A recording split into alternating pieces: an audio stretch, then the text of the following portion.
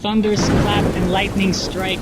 Raindrops like bullets bombard the roof as I lie in bed, reminded of the storm outside. Reminded by the storm outside of the chaos in my life. The winds howl and pound on my door like an uninvited guest that came out of nowhere for no reason at all other than to wreak havoc, to provoke panic. It reminds me of the problems I never asked for, the struggle I never wanted to go through. At the time, I saw them as anomalies, bugs in the system, things that aren't supposed to be there but unfortunately are. So I had no choice but to fear them. I had no choice but to fear for my life, for I knew for myself that I am powerless to endure it. So I close my eyes, cover my ears, fold a blanket over my head, hoping that the storm will just disappear. But the storm never left. And even if it did, another one will replace it, just as destructive and sometimes even more. And I am left paralyzed, unable to act or react to any form of comfort.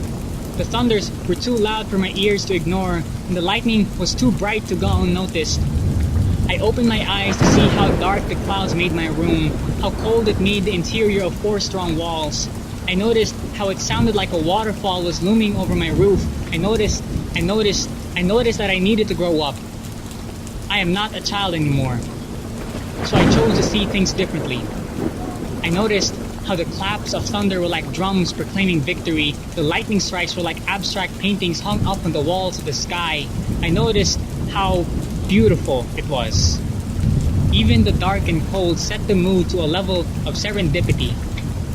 I noticed that I had nothing to fear from the very beginning, because I noticed that I was inside, safe, sound, and dry. So I found beauty in the storm.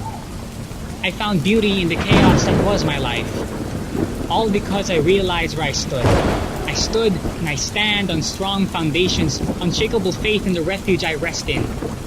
So if you're ever caught in the storm, I'll open my door, invite you in.